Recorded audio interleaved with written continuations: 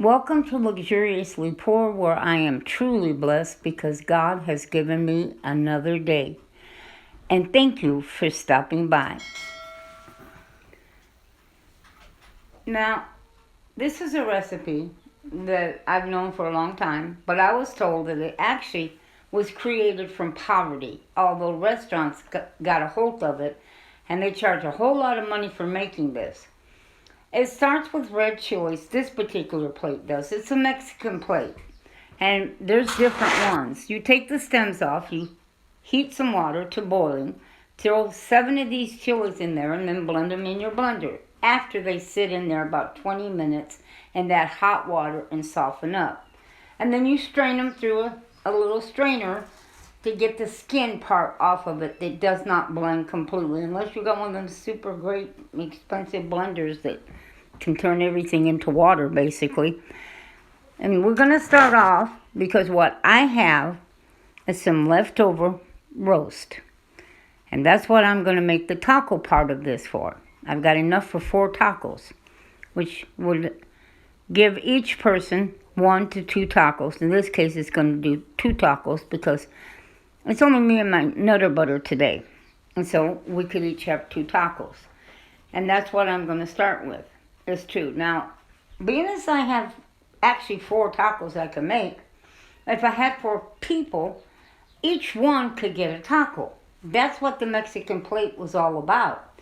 You might only get 1 taco on that plate. You might only get 1 enchilada. Or you might only get 1 chile relleno. Or even only 1 tamale. It just depended what you had.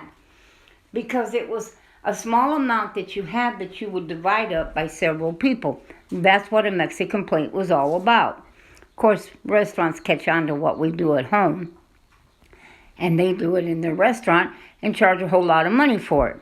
Well, it is time consuming to make all this, 1 tacos. And now you're going to make enchiladas. And it is, making the sauce for it to dip the enchiladas does take time.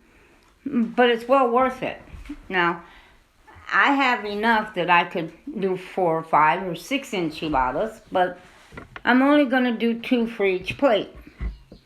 And that's it. And then you got 2 tacos and 2 enchiladas. So if you had chili rellenos, you could put 1 on there and skip the enchiladas altogether. But this is what I've got for now, is this, tacos and enchiladas on this Mexican plate. Some people even put tamales on Mexican plates. But I have tamales in the freezer, but I'm not going to do that. Now, as you can see, I got my 2 tacos and my 2 enchiladas.